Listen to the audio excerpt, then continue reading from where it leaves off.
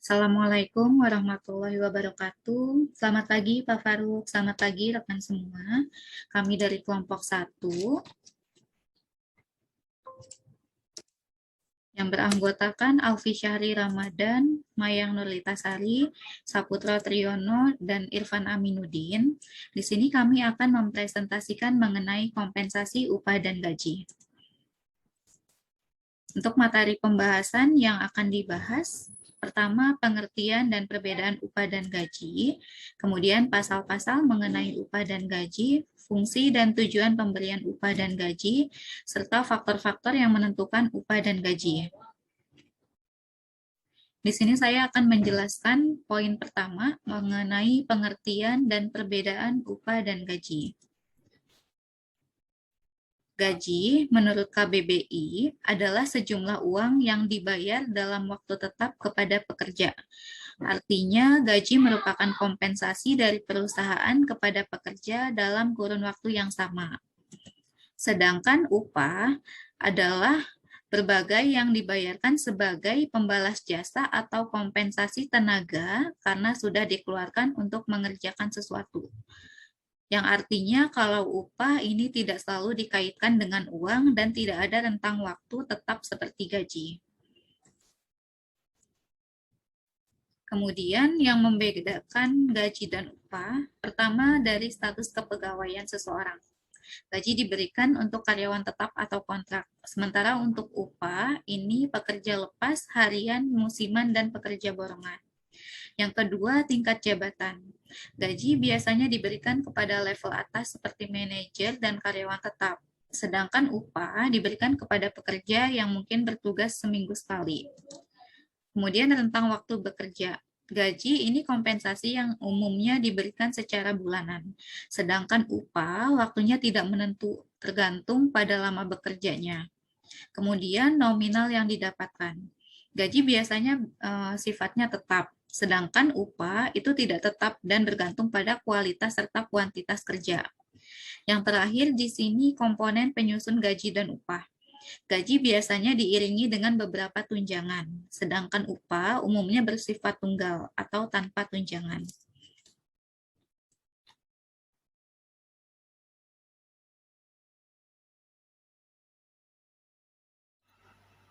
Assalamualaikum warahmatullahi wabarakatuh. Perkenalkan, nama saya Irfan Aminuddin.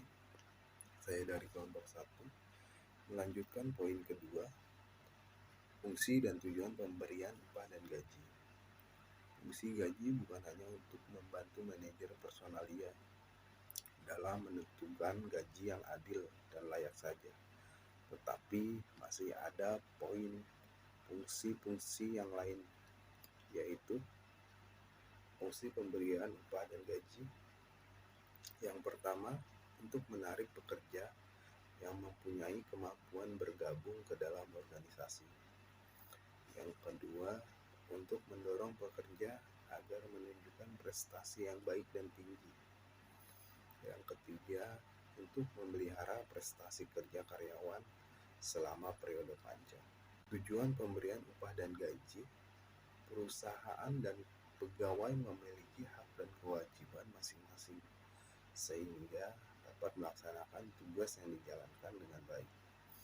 Tujuannya, pertama, ikatan kerjasama pemberi upah dan gaji akan terjalin.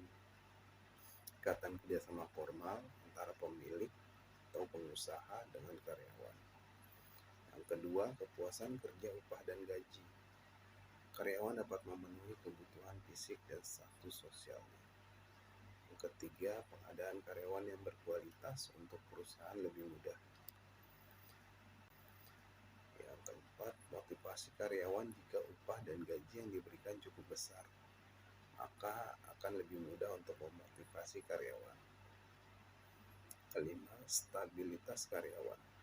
Program upah dan gaji atas prinsip adil dan layak serta eksternal konsistensi, maka stabilitas karyawan lebih terjamin. Keenam, disiplin karyawan akan semakin baik dengan memberi upah dan gaji yang cukup besar. Ketujuh, pengaruh serikat buruh. Jika program upah dan gaji karyawan yang baik, maka pengaruh serikat buruh dapat dihindarkan dan karyawan akan tetap berkonsentrasi pada pekerjaannya. Demikian saya kembalikan ke saudari Maya. Terima kasih. Assalamualaikum warahmatullahi wabarakatuh.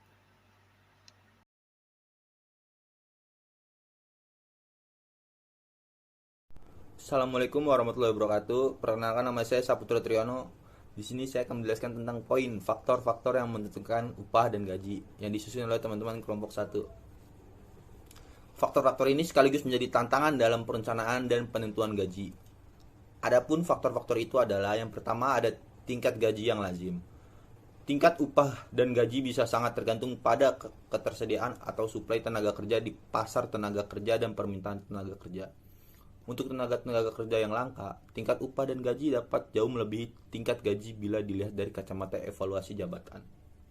Yang kedua ada serikat buruh.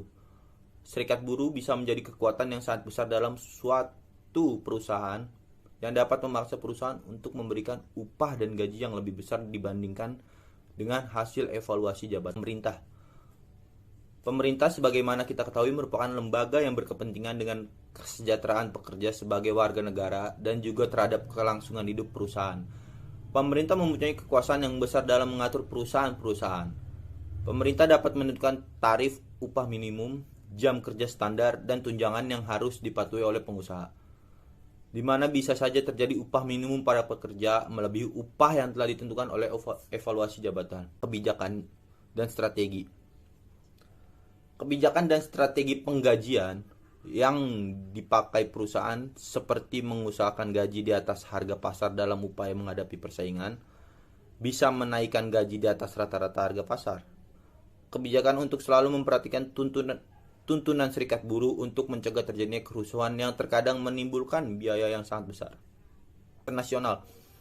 Faktor internasional, ketika perusahaan berkembang di segala penjuru dunia, tantangan yang muncul dalam penggajian adalah penyesuaian dengan situasi di negara yang bersangkutan, sehingga dapat terjadi jabatan yang sama di negara yang berbeda akan terdapat perbedaan tingkat gaji, atau untuk merangsang seseorang agar bersedia ditempatkan di suatu negara yang mungkin tidak diminati memerlukan penyesuaian dalam hal gaji. Ada nilai yang sebanding dan pembayaran. Nilai yang sebanding dan pembayaran yang sama, ada kalanya suatu pekerja yang berada memiliki poin atau derajat yang sama mempunyai tingkat gaji yang berbeda. Misalnya, nilai poin untuk pekerjaan juru rawat yang biasanya didominasi wanita dan ahli listrik biasanya didominasi laki-laki. Tingkat gaji berbeda di mana ahli listrik gaji yang lebih besar.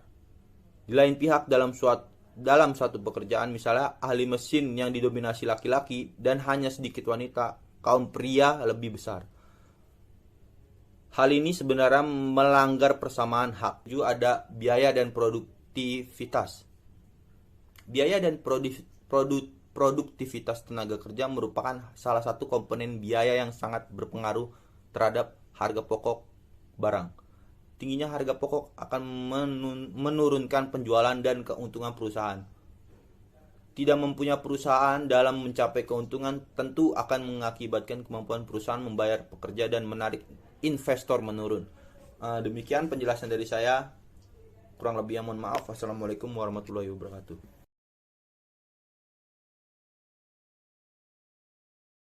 Lanjutkan poin terakhir di poin keempat. Di sini ada pembahasan pasal-pasal mengenai upah dan gaji. Perlindungan terhadap pekerja dan tenaga kerja menjadi salah satu aspek penting yang harus diperhatikan dan dipertimbangkan bagi pemerintah. Sebab hal ini nantinya akan menjadi tolak ukur dalam melakukan perjanjian kerja antara pihak pengusaha, pemberi kerja, dan juga tenaga kerja, agar terjalin kenyamanan saat proses pekerjaan yang dilakukan nantinya. Sebagai negara hukum, Indonesia juga mengeluarkan peraturan undang-undang nomor 13 tentang ketenaga kerjaan dengan berbagai peran penting di dalamnya untuk memberikan perlindungan bagi para pekerja. Pasal-pasal mengenai upah dan gaji. Pasal 1 angka 30 Undang-Undang Nomor 13 Tahun 2013 tentang Ketenagakerjaan (Undang-Undang 13/2013). Kedua, pasal 88 ayat 3 Undang-Undang 13/2013 Undang-Undang Nomor 11 Tahun 2020 tentang Cipta Kerja Undang-Undang 11/2020. 3. Peraturan Pemerintah Nomor 36 Tahun 2021 PP 36/2021. Peraturan Pemerintah Nomor 36 Tahun 2021 tentang pengupahan ditetapkan Presiden Joko Widodo di Jakarta pada tanggal 2 Februari 2021. Peraturan Pemerintah Nomor 36 Tahun 2021 tentang pengupahan diundangkan Menteri Hukum dan Hak Asasi Manusia Yasona Halauli pada tanggal 2 Februari 2021 di Jakarta. Dasar hukum Peraturan Pemerintah Nomor 36 Tahun 2021 tentang pengupahan adalah Pasal 5 Ayat 2 Undang-Undang Dasar Negara Republik Indonesia tahun 1945. Demikian bahasan terakhir, saya kembalikan ke moderator Saudari Mayang. Terima kasih. Sekian penjelasan serta presentasi dari kelompok kami. Apabila ada kekurangan, mohon dimaafkan. Terima kasih atas perhatian dan waktunya. Assalamualaikum warahmatullahi wabarakatuh.